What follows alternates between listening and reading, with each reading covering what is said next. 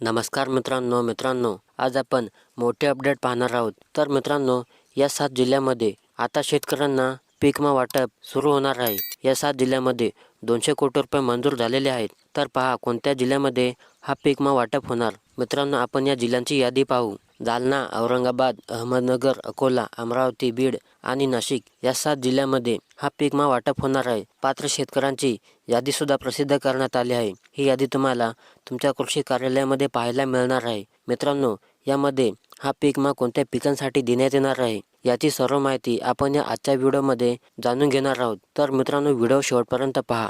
चला तर मित्रांनो, आपण जराही वेळ न वाया घालवता या व्हिडिओला सुरुवात करूया.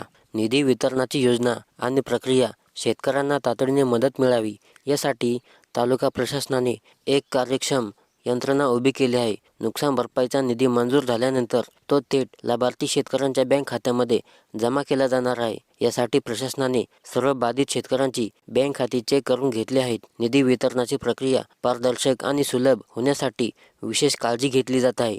राज्यातील शेतकरी बांधवांसाठी आनंदाची बातमी आहे. 2024च्या खरीप हंगामासाठी पीक विमा योजनेअंतर्गत राज्यभरातील 7 जिल्ह्यामध्ये विमा रकमेचे वितरण सुरू होणार आहे. विशेष म्हणजे या वर्षीपासून विमा रक्कम वाटप प्रक्रियेत महत्त्वपूर्ण बदल करण्यात आले असून शेतकऱ्यांच्या आधार लिंक बँक खात्यामध्ये डीबीटीद्वारे थेट रक्कम जमा केली जाणार आहे. पहिल्या टप्प्यात 7 जिल्ह्यातील शेतकऱ्यांना विमा रकमेच्या 25% रक्कम वितरित करण्यात येणार आहे. या 7 जिल्ह्यामध्ये हिंगोली, परभणी, नांदेड आणि जालना, यवतमाळ या जिल्ह्यांचा समावेश आहे. प्रत्येक जिल्ह्यात 25% विमा रक्कम वाटप होणार आहे.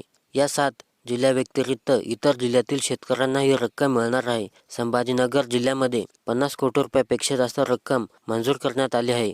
लातूर जिल्ह्यातील 60 मंडळामध्ये वैयक्तिक दाव्यांचे वितरण होणार आहे. बीड जिल्ह्यात 10 लाखाहून अधिक शेतकऱ्यांनी दावे दाखल केले असून त्यापैकी 7 लाख शेतकऱ्यांना ही विमा रक्कम मिळणार आहे. यंदापासून पीक विमा रक्कम वाटप प्रक्रियेमध्ये महत्त्वाचे बदल करण्यात आले आहेत. आता ही रक्कम डीबीटीद्वारे थेट शेतकऱ्यांच्या आधार लिंक बँक खात्यामध्ये जमा केली जाईल. त्यामुळे सर्व शेतकऱ्यांनी आपली बँक खाती आधार कार्डशी लिंक करणे अत्यंत महत्त्वाचे आहे. जानेवारी 2025 मध्ये उर्वरित रक्कम ही 28 ते 29 जिल्ह्यातील शेतकऱ्यांना वाटप होणार आहे. या कालावधीत शेतकऱ्यांच्या नुकसानाचे सर्वेक्षण करून नुकसान भरपाईची रक्कम निश्चित केली जाणार आहे. त्यानंतर या शेतकऱ्यांनाही विम्याची रक्कम वितरित केली जाईल.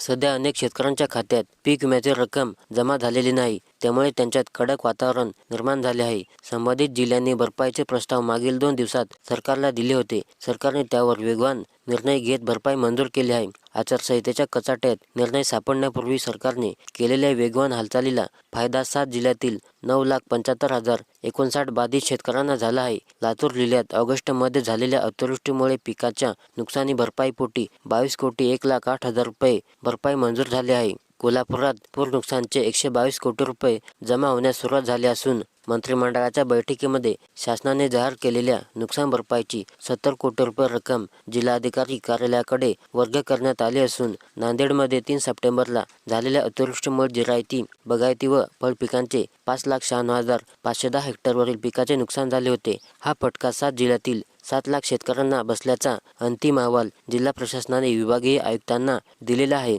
तर मित्रांनो, अशा प्रकारे शेतकऱ्यांना या पीक विम्याचे वितरण सुरू होणार आहे. तर मित्रांनो, आता शेतकऱ्यांच्या खात्यामध्ये ही विमा रक्कम जमा होणार आहे. आता त्यांच्यासाठी ही महत्त्वाची आणि आनंदाची बातमी आहे. तर मित्रांनो, व्हिडिओ आवडल्यास नक्की लाईक करा आणि चॅनलला सबस्क्राईब करा.